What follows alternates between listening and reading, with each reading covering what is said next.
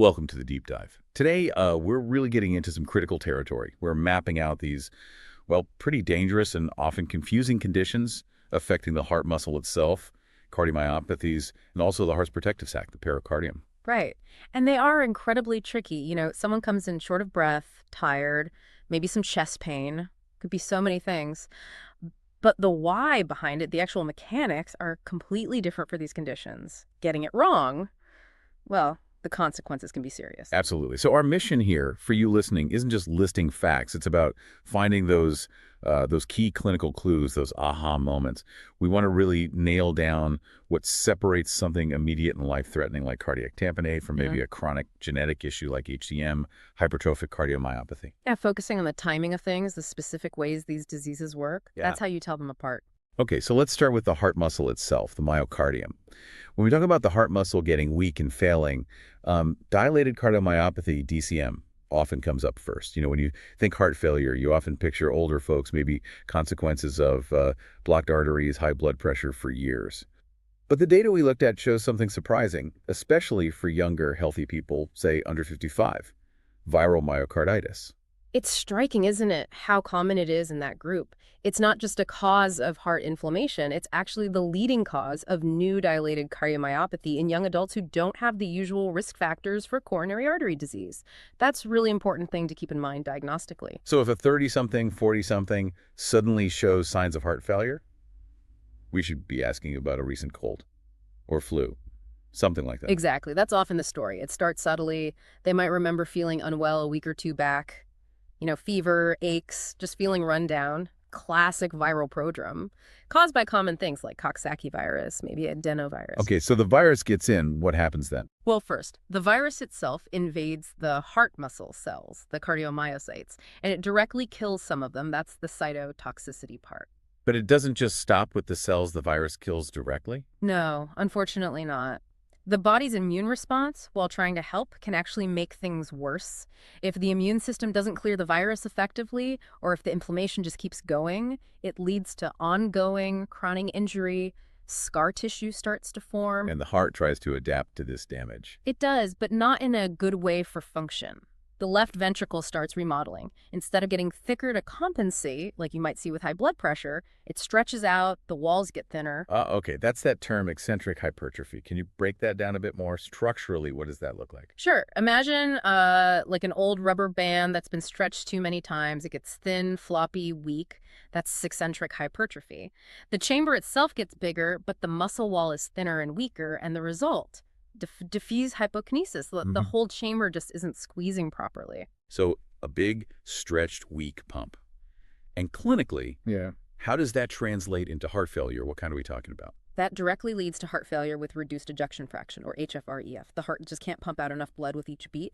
So clinically, you see the classic signs: fatigue, feeling weak, that's the low output, and then congestion, shortness of breath, maybe crackles in the lungs, swelling in the legs.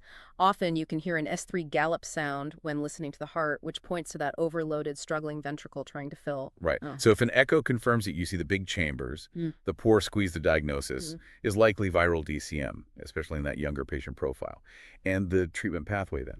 It largely becomes standard HFrEF management. Once you're past the acute viral inflammation phase and into established DCM, you focus on the cornerstones: ACE inhibitors or ARBs, beta blockers definitely, and diuretics to manage the fluid overload and symptoms. You're trying to block those neurohormonal pathways that drive more bad remodeling. Hashtag tag 1.2 toxins, stress, and transient dysfunction. Okay, so viruses are a big player, especially in younger adults. But our sources also really emphasize a toxic cause, often hitting a bit older demographic. Chronic heavy alcohol use. Alcohol-induced cardiomyopathy, AIC. Yeah, ASC is it's a textbook example of direct poisoning of the heart muscle, and it's dose-dependent. The literature usually points to a pretty high threshold, something like consuming over 80 grams of alcohol a day. That's, 6 or 7 standard drinks every day for 5 years or more. That's the kind of exposure we're talking about. Wow, that's significant intake. And what's the alcohol or its breakdown products actually doing to the heart cells? It's thought that acetaldehyde, which is what ethanol breaks down into, is a major culprit. It really messes with the mitochondria, the cell's powerhouses, creates a lot of oxidative stress. So energy production fails, calcium handling gets disrupted, Basically, the muscle cells run out of juice and can't contract properly. Now, patients might not always be forthcoming about that level of drinking. Are there other clues, maybe in their blood work, that we should look for, things that point towards alcohol as the cause? Absolutely. And this is really helpful clinically. You look for signs of chronic heavy alcohol use systemically. One big one is macrocytosis. The red blood cells are larger than normal, so an MCV, mean corpuscular volume, over 100, that often ties back to nutritional issues like folate deficiency, common in heavy drinkers. Okay, macrocytosis. What about liver enzymes? That's the other key piece. You look at the AST and ALT levels. Normally, ALT is higher in liver damage. But with alcohol, you often see the pattern flipped, and a STALT ratio greater than 2.1. That specific ratio is highly suggestive of alcohol-related liver injury. So if you see both the macrocytosis and that ASTALT ratio, it strongly supports alcohol as the cause of the cardiomyopathy you're seeing. It ties the heart and liver damage together. But here's the hopeful part, right? If they stop drinking completely, can the heart recover? That's the crucial difference with AIC compared to, say, irreversible viral damage. While you still use the standard heart failure meds for support, the absolute cornerstone, the thing that makes the biggest difference, is complete and total abstinence from alcohol. If they can achieve that, there's a real chance the LV function can improve, sometimes even normalize over time. Okay, shifting gears now from a chronic toxin to something very acute, very sudden, Takotsubo cardiomyopathy, the broken heart syndrome. This sounds dramatic. Oh, it is. It presents almost identically to a massive heart attack. It typically happens in postmenopausal women, often triggered by intense emotional stress like sudden grief, really bad news, or sometimes severe physical stress like a bad infection or surgery. And it's not blocked arteries causing this. No, that's the key. The physiology is totally different. It's thought to be caused by a massive, overwhelming surge of stress hormones, catecholamines, like adrenaline. And how does that adrenaline rush lead to heart failure? It causes this weird, temporary stunning of the left ventricle, but it's not uniform. The bottom part of the heart, the base, might actually be squeezing extra hard hyperkinetic, but the tip, the apex, just stops contracting properly. It becomes akinetic or hypokinetic. And that gives it that specific shape on imaging. Exactly. On an echocardiogram, the ventricle looks like it's ballooning out at the apex while the base is narrow. It resembles a Japanese octopus trap, which is called a takotsubo, hence the name. So the patient comes in, looks like they're having a heart attack, troponin levels are up, ECG looks bad. How do you definitively separate this from a real blockage, an MI? This is where you have to be careful. You treat it like an MI initially because you can't afford to be wrong. But the absolute diagnostic confirmation comes from the cardiac catheterization, the angiogram. They go in expecting to find a blocked artery, and they find nothing.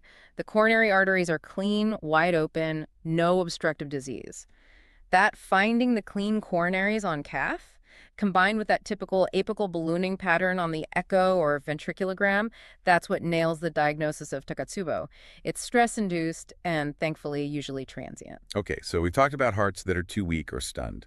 Now let's flip to the opposite problem. Hypertrophic cardiomyopathy, HCM. If DCM was stretched and thin, HCM is, well, it's too thick, too muscular, right? Hashtag, tag 2.1 genetic basis and adult presentation. Precisely. HCM is fundamentally different.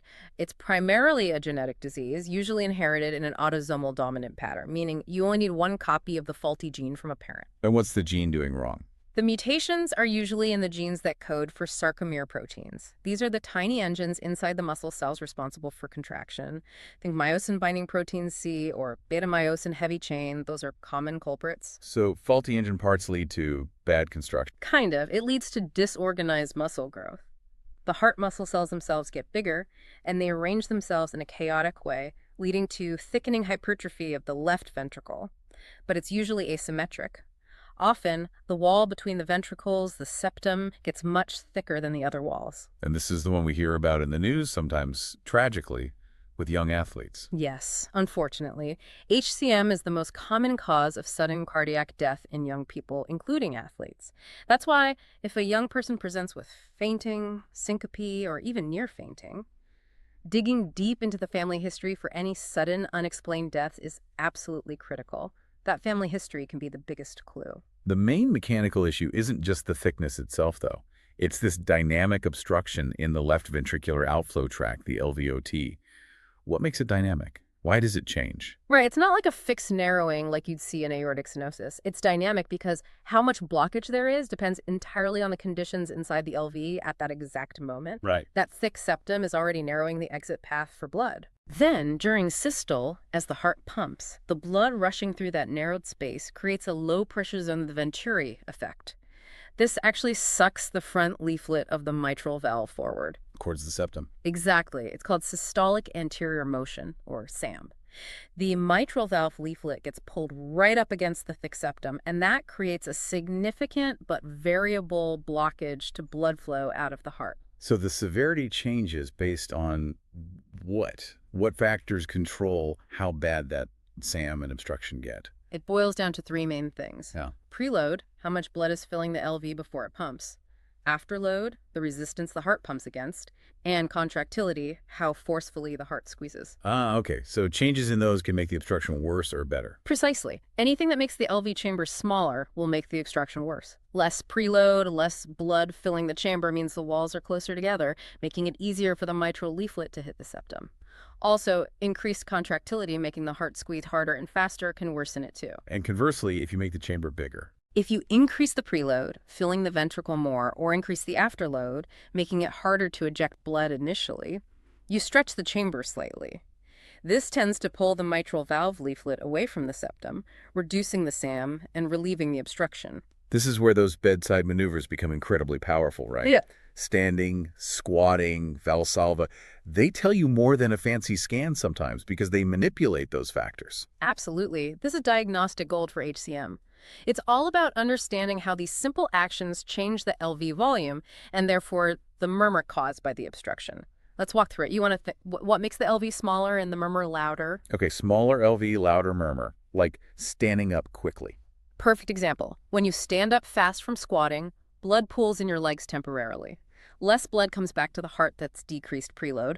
Smaller LV cavity, the septum and mitral valve are closer, SAM gets worse, obstruction increases, and that harsh systolic murmur gets significantly louder. What else is that? Valsalva. Bearing down. Exactly.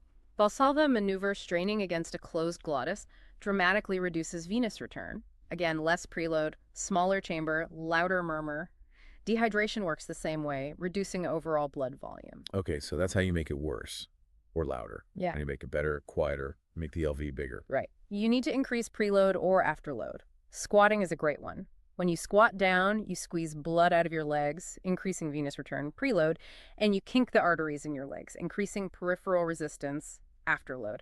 Both things increase the volume inside the LV. So the bigger volume pulls the mitral valve away. Pulls it away from the septum, reduces the SAM, lessens the obstruction, and the murmur gets noticeably softer. Another one is sustained hand grip.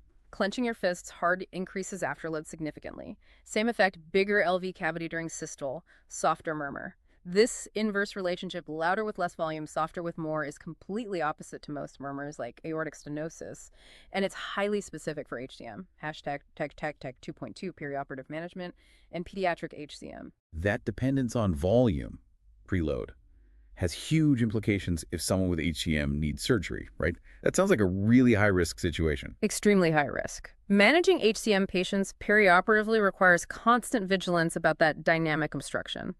The absolute number one rule is keep the LV volume high. Maximize preload. How do they do that? Just lots of IV fluids. Aggressive IV hydration, yes. Keep them well filled. And just as importantly, you need to control contractility and heart rate. Beta blockers are usually mandatory. They should be continued right through the surgical period. Slowing the heart rate gives the ventricle more time to fill during diastole, maximizing that crucial preload. Okay, so keep them wet and slow the heart down. What are the absolute no-nos? What should the anesthesia and surgical teams avoid at all costs? Right. Critical things to avoid. First, any drugs that increase heart muscle contractility, positive inotropes like dobutamine, that would slam the walls together harder and make the obstruction much, much worse. Instant disaster, potentially. Got it. No inotropes. What else? Avoid things that reduce preload. High pressures during mechanical ventilation, high peak airway pressures can impede venous return. That's dangerous. And third, potent vasodilators. Things like nitrates or even high doses of ACE inhibitors drop blood pressure by reducing preload and afterload. In HCM, that reduction in volume can catastrophically worsen the LVOT obstruction. Okay, very clear don'ts there. Now, switching to babies, The sources mention a really interesting specific type of HCM in newborns linked to mothers with diabetes. Yes, neonatal transient HCM. It's seen in infants of diabetic mothers, IDMs. It's quite fascinating, actually. If the mother has high blood sugar during pregnancy, the baby produces extra insulin to cope.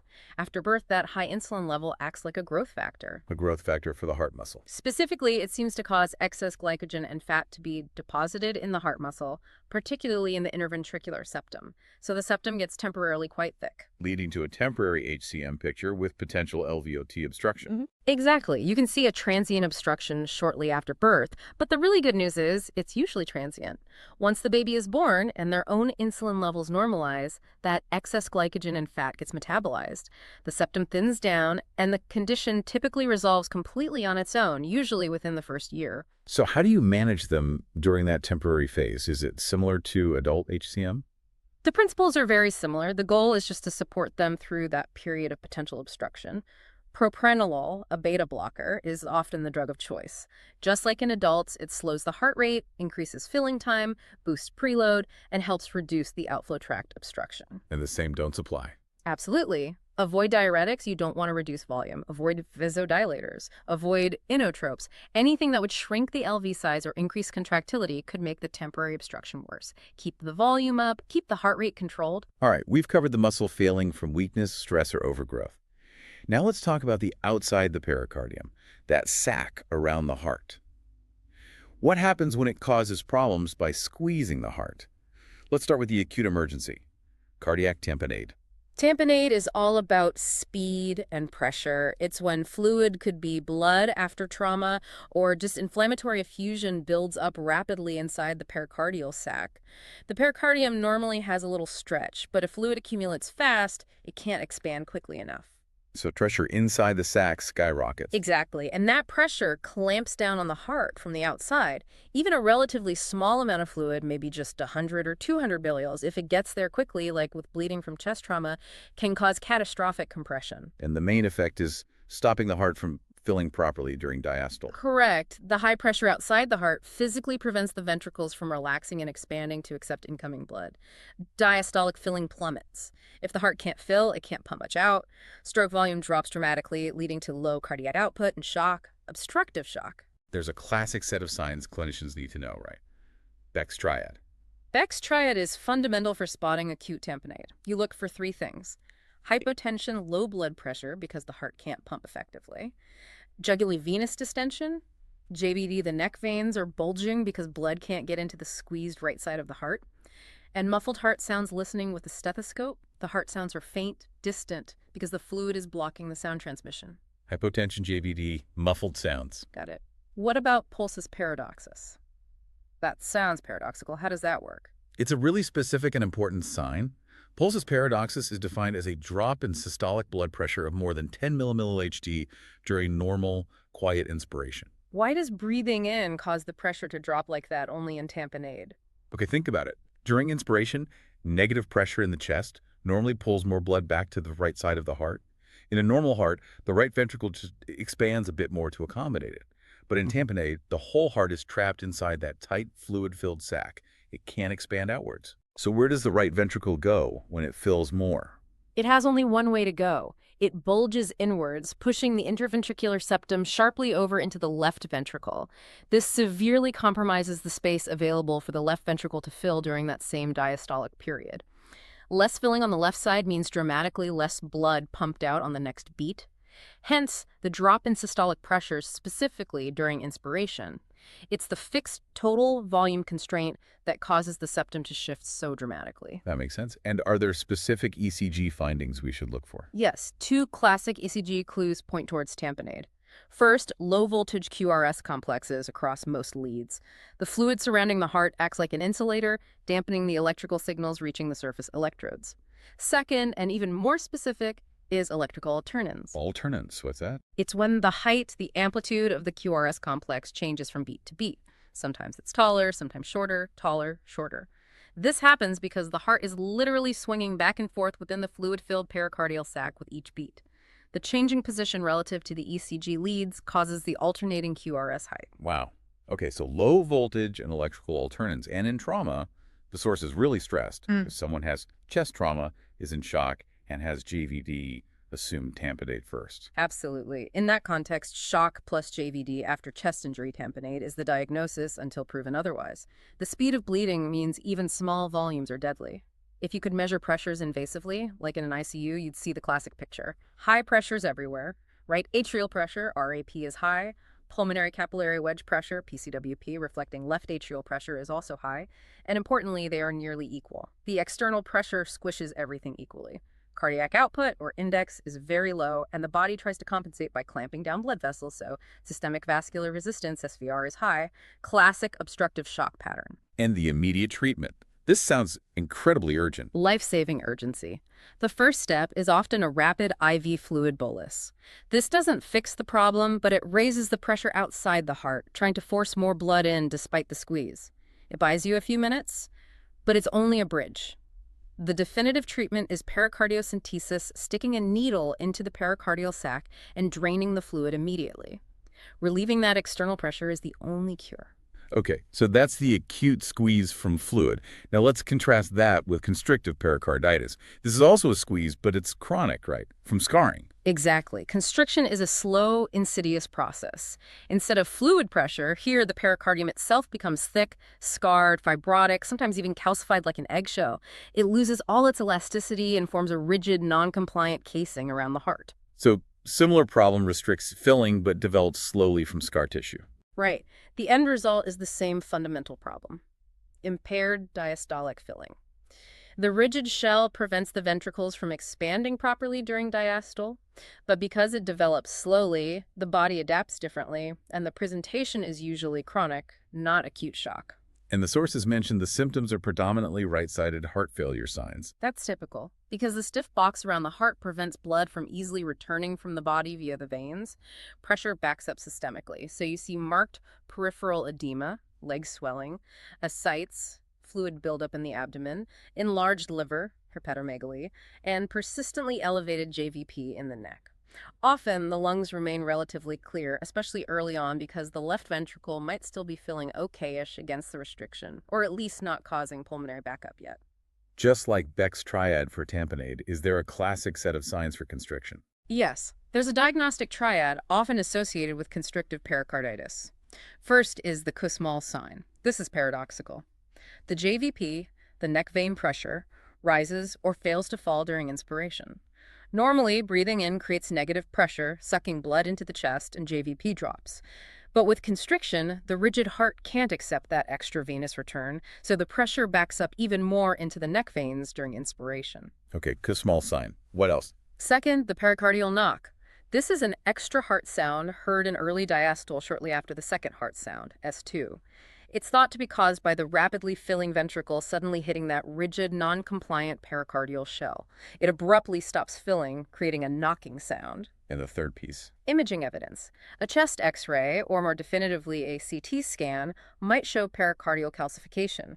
Seeing calcium outlining the heart silhouette strongly suggests that long-standing fibrosis and scarring consistent with constriction. And the causes can differ depending on where you are in the world. Yeah, that's quite interesting. In developed countries like the US or UK, common causes nowadays are often iatrogenic, meaning related to medical treatment. Things like previous radiation therapy to the chest, maybe for lymphoma, or scarring after cardiac surgery. Those are frequent culprits leading to constriction years later. But globally, particularly in developing countries, tuberculosis, TB, is still the most common cause.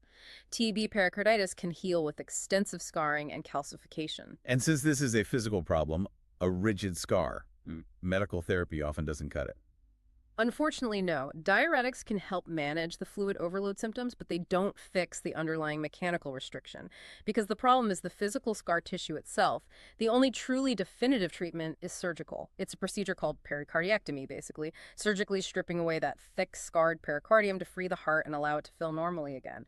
It's a major, high-risk operation, but often the only option for severe symptomatic constriction. Okay, we've tackled the squeezes, tamponade, and constriction. Now let's look at just inflammation of the sac itself, pericarditis. And the key here seems to be figuring out what's causing the inflammation, often based on timing and specific features. #TAG 4.1 viral idiopathic and autoimmune pericarditis. Right. The most common type we see, especially in the ER, is acute viral or idiopathic pericarditis. Idiopathic just means we don't pinpoint a specific virus, but assume it's likely viral.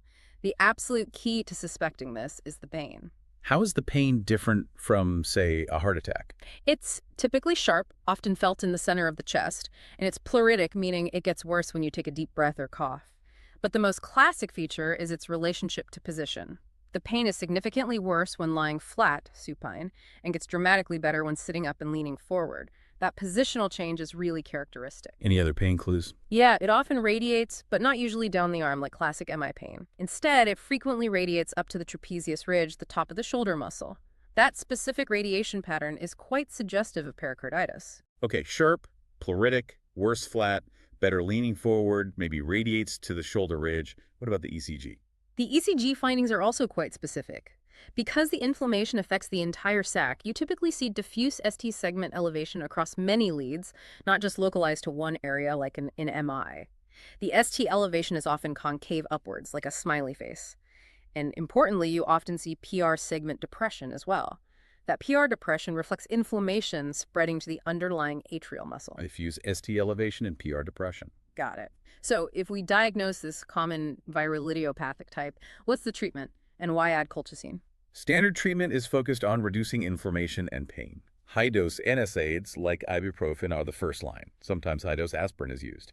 Now, colchicine, it's added not so much for immediate pain relief, but because studies show it significantly reduces the risk of the pericarditis coming back later. It helps prevent recurrences. Makes sense. The sources also mention pericarditis linked to autoimmune diseases, specifically SLE or lupus. Yes, pericarditis is actually the most common way lupus affects the heart.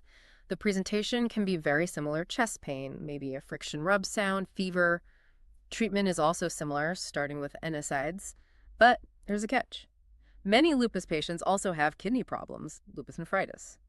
If they have significant renal insufficiency, NSAIDs can be harmful.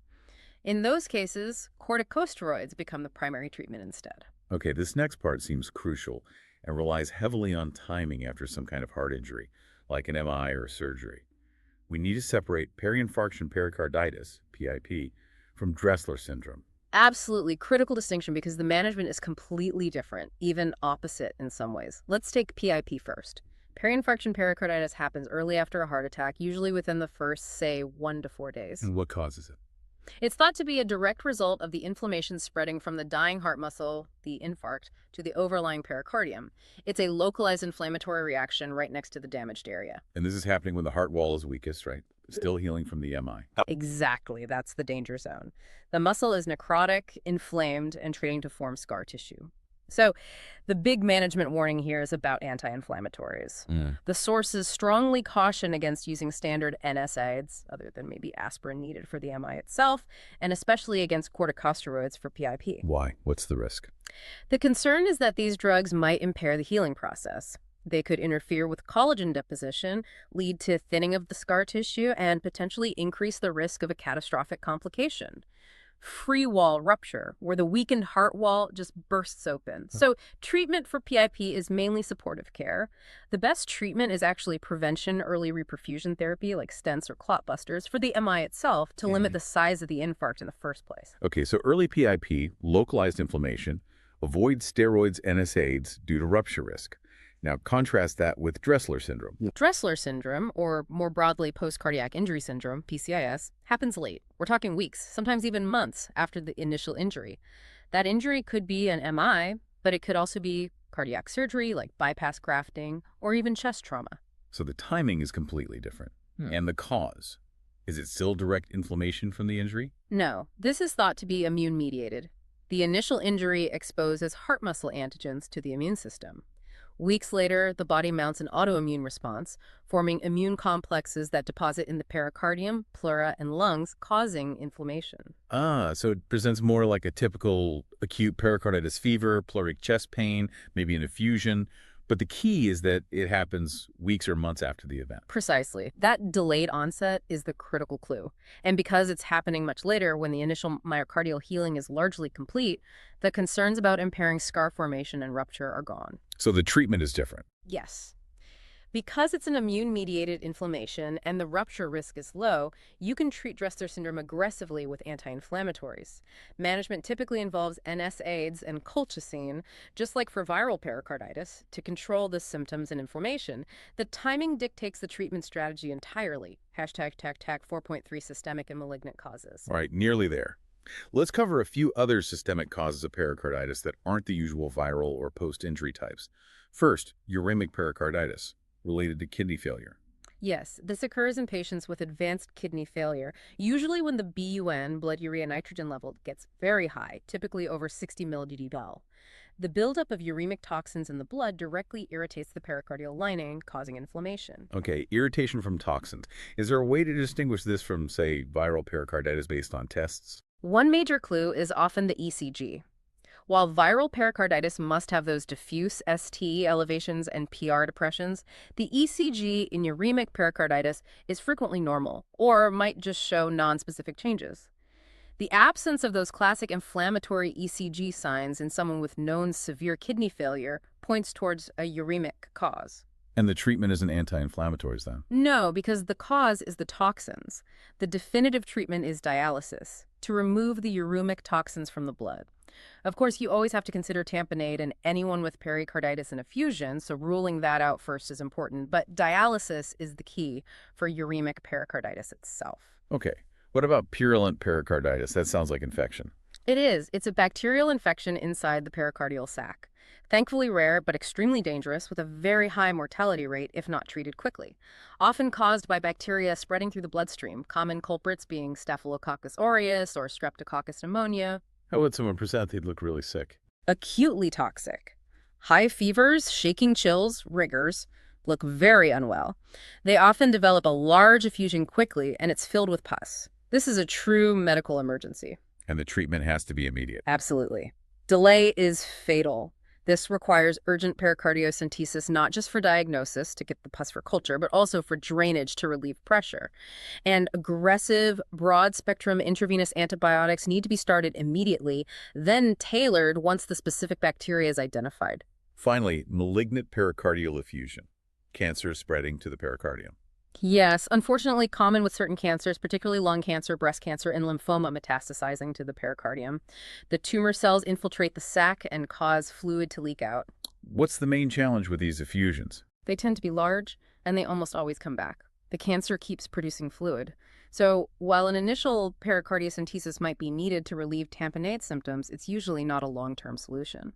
Because of the high recurrence rate, patients often need a more definitive drainage procedure, like creating a pericardial window, a small opening surgically made between the pericardial sac and the pleural space or abdomen to allow the fluid to drain continuously and prevent recurrent tamponade. Hashtag outro. Wow, okay.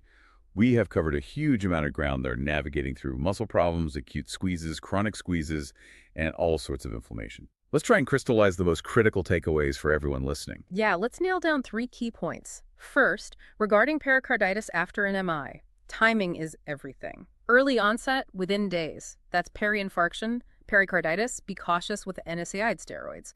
Late onset, weeks later. Think Dressler syndrome treat with NSAID colchicine. Right. Timing for post-MI inflammation. What's number 2? Number 2, hypertrophic cardiomyopathy, HCM. Remember that dynamic murmur? Anything that decreases the volume in the left ventricle, like standing up, doing Valsalva, makes the obstruction worse and the murmur louder. Opposite of most murmurs. Got it. Smaller volume, louder HCM murmur. And the third key takeaway. Third, for chronic constrictive pericarditis. Look for that triad suggesting right-sided heart failure due to a stiff pericardium. The Usmle sign, JVP rising on inspiration, the distinct pericardial knock sound in early diastole, and evidence of pericardial calcification on imaging. Usmle, knock, calcification. Excellent summary. Those distinctions really help cut through the confusion when symptoms overlap. Okay, before we sign off, let's leave our listeners with a final thought, something to ponder that builds on what we discussed. Okay, here's something to think about. We talked about hypertrophic cardiomyopathy being genetic, autosomal dominant, and the leading cause of sudden death in young athletes who might have no symptoms at all. So, considering that genetic basis and the potentially devastating outcome, how might things change if we had more widespread genetic screening, or even just more rigorous tracing of family histories for sudden death? Could that fundamentally alter how we approach sports physicals, preventative cardiology, and just general heart health planning for the future, potentially catching these risks before tragedy strikes? That's a powerful question about the potential of genetics and prevention. Definitely food for thought. Thank you so much for sharing your insights today. And thank you all for joining us for the deep dive. We hope this journey through the complexities of myocardial and pericardial diseases has brought some clarity and useful perspective.